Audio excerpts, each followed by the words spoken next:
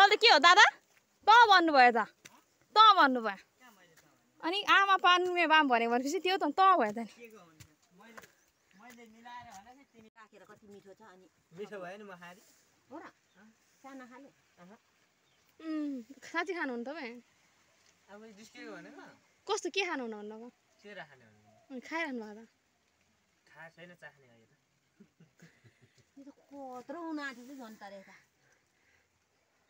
same के अरे यो पिठिङ चाहिँ जनतारे नि ढाड लामो छ र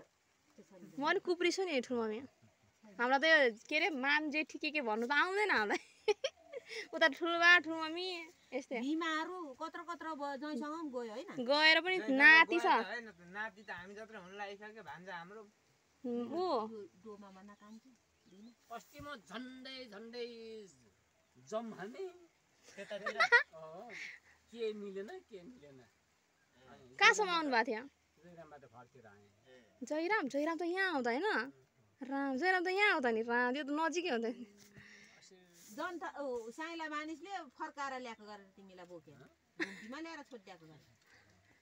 के भनेर पाउँछ नि त्यस्तो आयो कान्ति आमा खोज्दै गएको सानो मामदेखि खोज्नु गएको निम्तो भन्नु सानो मामदेखि हो खोज्छ त पाँचै थरी ए भने उतातिर उठ्नै पर्यो म पनि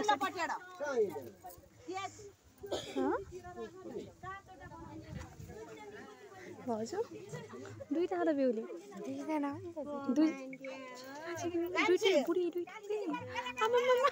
यो त खतरनाक भयो त नि भाइ कता म छक्क परेँ त पहिरो तान्ने ठाउँमा भरे बाजु नौसै त्यहाँ हाइजाको लाडी किन हल्ला गरेको हाइजाको लाडीलाई पालो भयो हाइजाको भित्रमा पर्छ तिमीले बचाउडे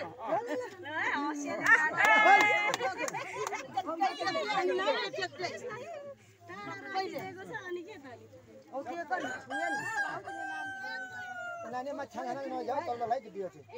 तललाई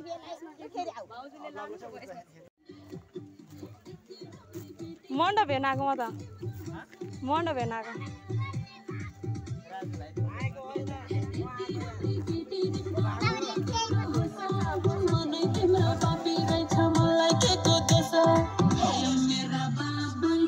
स्याउमी जय प्रेम भाइ आउ त आउँदैन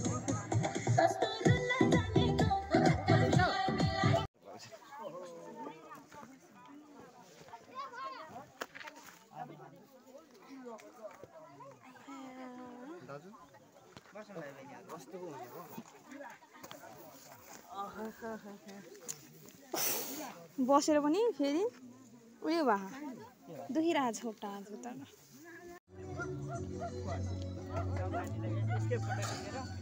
देखाएर यही कलर पुरै त्यो भात चाहिँ के मेरो गाह्रो छ हो मलाई त गाह्रो छ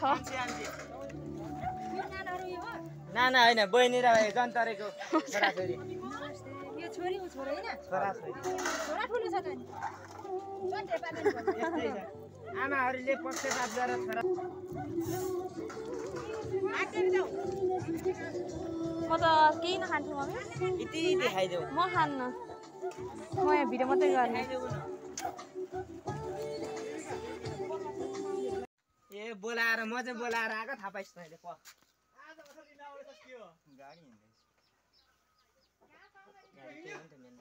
हामी त्यहाँबाट झरेर त त्यहाँबाट खबिरा दाइर घर कति तल देखिन्छ सम्झौता त्यत्रो चाम्लिङ आयो अनि यो चाहिँ के को छाला त्यो जोत गोरु जोत्दामा लगाउने नारा हो के को छाला चाहिँ जियो राखेर भैँसी दिएको पनि हुन्छ मान्छेको छोरा यो छोरा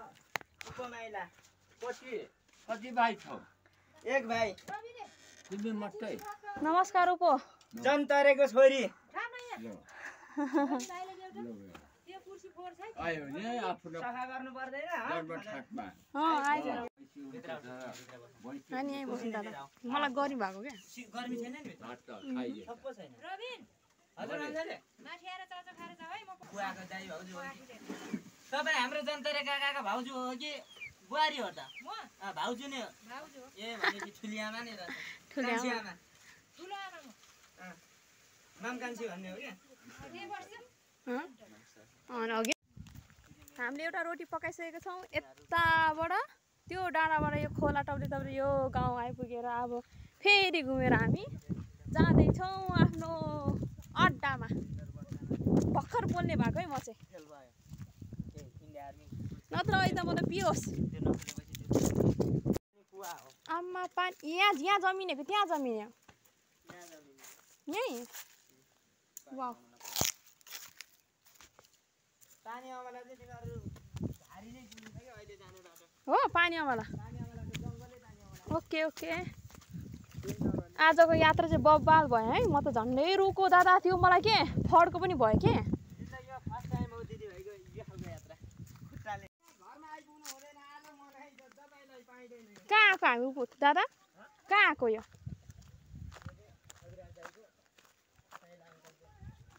ए उहाँ प्रेमबाजी हो प्रेमबादसँगै उहाँ जिन्दाबाद पनि हो हाम्रो मम्मी जस्तै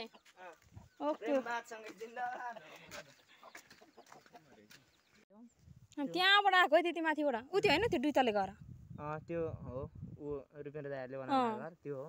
हामी त्यति टाढोबाट अङ्कल ल्याउनु भयो कसरी ल्याउनु भयो त सबैले खाएको भनेको त्यहाँ यो तिमीहरूले राम्रो थाहा नै भयो नि त नि यसरी ल्याउनु भएको लु हेर्दा त धेरै पो टाढो देखिन्छ होइन उताबाट चाहिँ नजिक देखियो त है उहाँ खबिराज दाइहरूको घर पहिला यहीँ थियो कहाँ यो खाल्टोमा यहीँ थियो यो आमा फुल छ यो घरकै घडेरीमा यो पोखरी बनाउन आएको पछि अनि उहाँहरू पछिबाट तल सर्नु भएको यहाँबाट चाहिँ त्यहाँ झर्नु भएको त्यही भएर भन्नुभएको रहेछ होइन लो पोखरी यो पोखरीमा चुर्लुम्मै गयो भने त बर्बाद हुन्छ त नि ऐसेलु त्यही हो ए ऐसलु ऐसले के गर्नु दाइ छैन फल के गर्ने यहाँ फलै छैन यहाँ देख्न सक्नु त ऐसलु यहाँनिर अलिकति जुम गर्नुपर्ने अवस्था है अङ्कललाई तिमीले भन्यौ अङ्कललाई के भन्नु अङ्कललाई हामी त्यति बेलासम्म आइपुग्छ यहाँ देख्न सक्नु त ऐसलु यही हो के भयो त्यो रातो र त्यो त्यहाँ गुलियो खो यो दाइ गुफा हो अब नयाँ नयाँ आएपछि त्यहाँ देवी थान जस्तो पूजा गर्ने गरेको पछि त्यहाँ गुफा हो त्यहाँ चाहिँ नि लगभग नि ऊ धेरै लामो गुफा बत्ती बालेर जाँदैन अँध्यारो हुने गुफा अनि त्यो चाहिँ धेरै भित्र के ऊ यहाँ रहेछ नि दादा ऐसलो मजाको उयो अब जानु पऱ्यो तपाईँ अनि पर पाउँछ पाएन भने तपाईँलाई फेरि ऐसलो भाटो ल्याउनु भएको छु नि फेरि यो चाहिँ टिमुरको गाछी है अनि टिमुर कहिले फल्ने हो चाहिँ भर्खर फुल्नु थालेको होला फुल्नु थालेको ए यो चाहिँ यत्रो ठुलो ठुलो हुन्छ क्या अब कहिले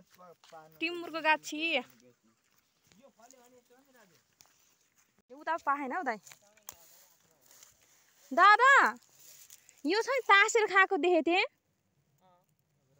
देखाउनु त यहाँ कसरी खाने तासेर होइन खान्छ नि मिठो हुन्छ भनेर यहाँ चाहिँ ऐसलो छ मैले टिप्नु सकिनँ हाम्रो यात्रा उकाली ओह्राली जस्तै हो यहाँबाट झरेर मर्छु त्यस कारणले गर्दा क्यामेरा बन्द हेर्नुहोस्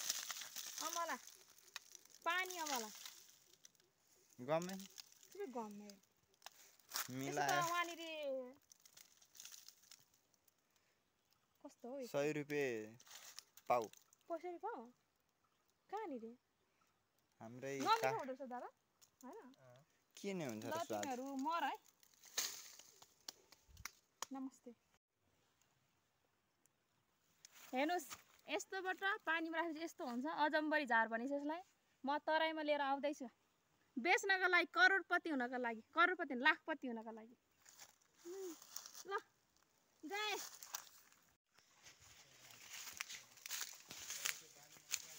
हामी जाँदैछौँ उकालो हामी उकालोबाट झरेको अब उकालै जाँदैछौँ उकालो उकालो लास्टमा नाक अन्धकार रातमा आयामा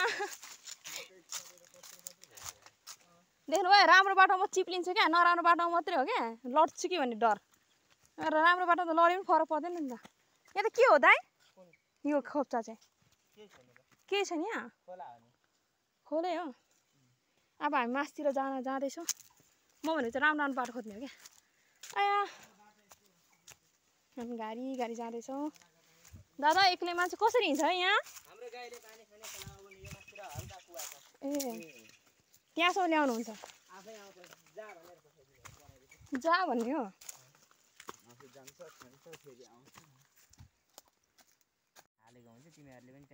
हामी यही डाँडाबाट घुम्दै तल्ल झरेर यहाँसम्म आइपुगेको फेरि कस्तो मधुर देखेको गाह्रो छ हामी यो घुम्दै तल्ल झरेर फेरि माथि चढेर फेरि झर्दै तल्ल झरेर यहाँ माथि आइपुगेका छौँ गाह्रो छ हामीलाई गाह्रो साह्रो पर्यो अब नजिक छ भनेर म कहिले भन्दिनँ यही छ जाने भनेर जिद्दी पनि गर्दिनँ हो कि उपो हो त नि पाहाडको हलो यस्तो हुन्छ तराईको कस्तो हुन्छ मलाई पनि याद छैन हौ दादा हामी हलो नि उयो गर्थ्यो पहिला तर यस्तो हुँदैन त्यहाँको हुनु त हुँदैन कस्तो के मधुर देखायो क्या अब हामी घरतिर जाँदैछौँ हामी घर आइपुग्यौँ विश्वासै लागिरहेको छैन हौ दादा घर आयो भनेर